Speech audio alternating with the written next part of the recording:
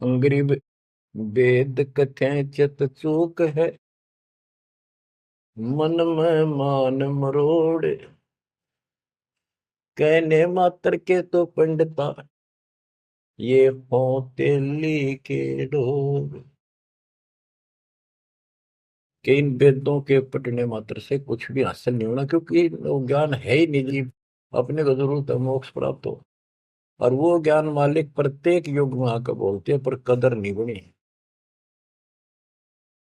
गरीब वेद कथे चित चूक है, मन में मान मरोड़ अहंकार।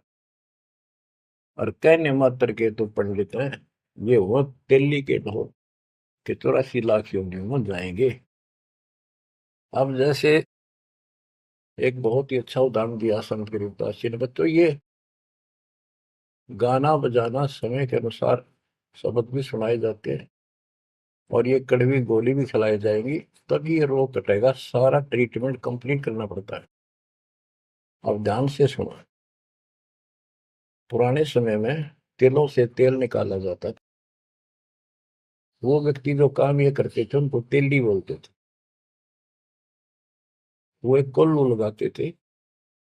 वो कोल्लू एक मशीन होती है, जिसमें 3 4 गिरारी सी होती, मोटी मोटी भारी भारी, और उसके ऊपर एक ऐसा पात्र लगा होता है जिसमें नीचे सुराख होता है, और उसमें सरसों डाल दी, तिल डाल दिए, वो धीरे धीरे नीचे जाता रहता, कोल्लू चलता है। एक लंबा लकड़, कम से कम भी 15 20 फुट लंबा।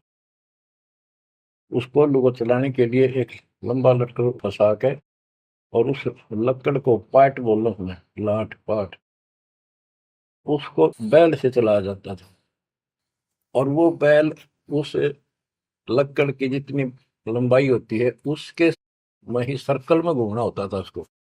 वो सर्कल होता था, उसके एक सर्कल में घूमता था, सेम कति फिक्स्ड होता था उसका डायमीटर। उसी परिधि में वो बैल घूमता रहता था, और उधर से कोल्लू चलने से तेल निकलता। उस कोल्लू को चलाने के लिए एक बैल का प्रयोग किया जाता था।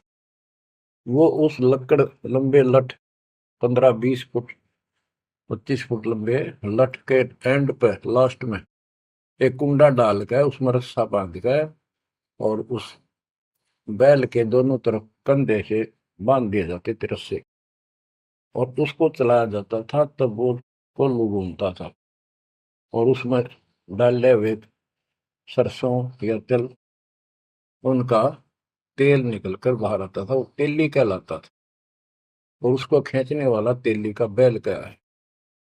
उस बैल के आंखों पर पट्टी बांध दिया करते थे, और एक आदमी उसके पीछे होकर 2 3 बार उसका लठ मारता जोर के, और वो बहुत तेज चलता। तो फिर उसको ये भय हो जाता कि लठ तेरे पीछे पीछे है। वो अपने आप स्पीड में रहता था, और इस तरह वो कोल्हू सारा दिन चलता था। बीच में थोड़ी बहुत देर पानी पिला दिया, चारा खिला दिया, फिर जोड़ दिया जाता। तो उसका केवल सीमित दायरा था, उससे 12 कदम भी नहीं जा सकता था वो। अब इसके ऊपर ये कुछ वाणियां आपको समझाने के लिए बताना पड़ा।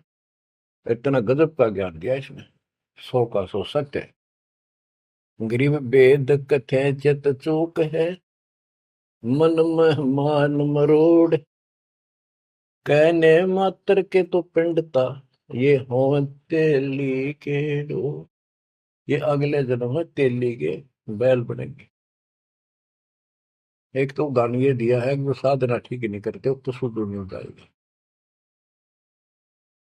फिर पीछे तू पशुआ की जय, गद्दा बैल बनाई।